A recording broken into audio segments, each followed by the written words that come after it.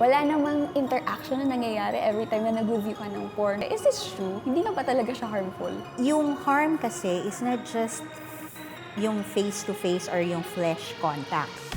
Halos lahat ng gusto mong malaman can be searched through the internet. Just type the word sa search bar at magkakaroon na ng suggestions kung saan mo makikita ang mga hinahanap mo. Amazing, di ba? At the same time, madali na rin ngayon humanap ng mga videos and images gaya ng mga pornographic materials. Also, it's easier to send videos and photos of sensitive images. But the question is this harmful? If yes, ano ang epekto nito sa atin? Pag-usapan natin yan kasama ang ating expert na si Dr. Lou Mandalupe, isang psychologist and mental health counselor.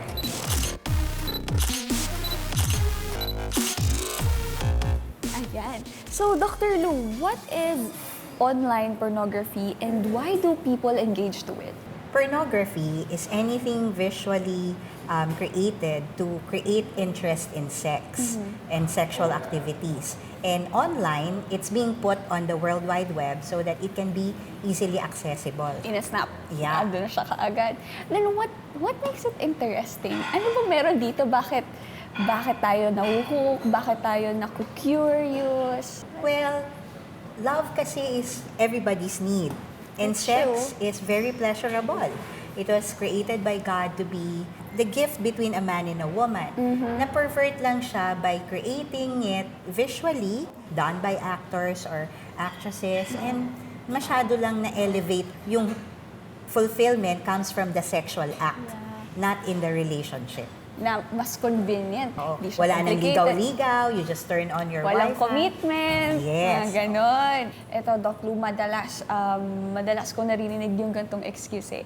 Wala namang interaction na nangyayari every time na nag-review ka ng porn. So, parang nagiging questionable kung harmful nga ba siya o hindi. Is this true? Hindi nga ba talaga siya harmful? Yung harm kasi is not just yung face-to-face or yung flesh contact, but the emotional damage that it can bring to a person engaged in pornography, malaki yung tendency na it will disrupt relationships. Yeah. Kasi instead of being connected to your partner, you're now connected to the internet. And nagiging very high yung expectation mo about sex. Na in the pornography, it seems always good and always pleasurable. That's not so in reality. So mas bumababa tuloy yung interest ng to your partner. Instead na kayo yung nagko-connect, you're more connected to your porn. And also it damages the self-image. Like doon, they're very pretty, they're very handsome, very muscular. So yung body image is also affected. Na you feel na you cannot compete with that kind of perfection. So mas lalong tumataas yung depression, yung anxiety, at saka yung lack of skills to interact with your partner.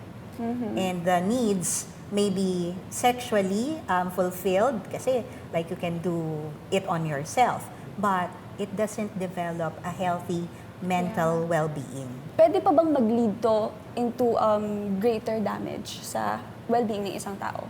Yes, kasi it can be an open door to other perversions. It can even lead to sadomasochism, porn, or even, sadly, yung iba, they resort to child porn, na pati bata, they want to, because it doesn't satisfy anymore. You want to fill the void by looking for other means, and usually nagiging perversion. So hearing all of these things, sobrang grabe din talaga yung damage na nadudulot ng pornography sa atin.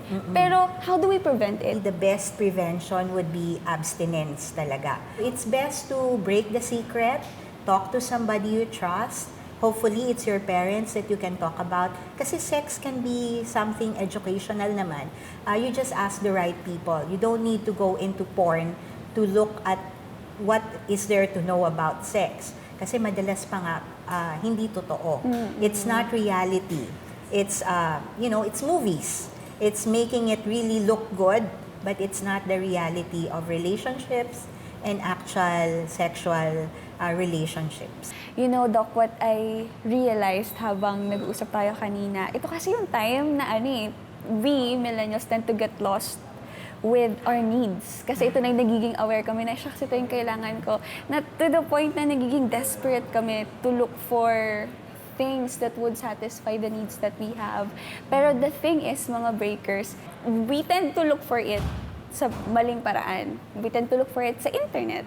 Pero it's good na mag-invest tayo sa healthy emotional relationships and really connect with people and then voice out kung ano man yung need na meron ka kasi it's also healing for you when you voice out what you want or what you need.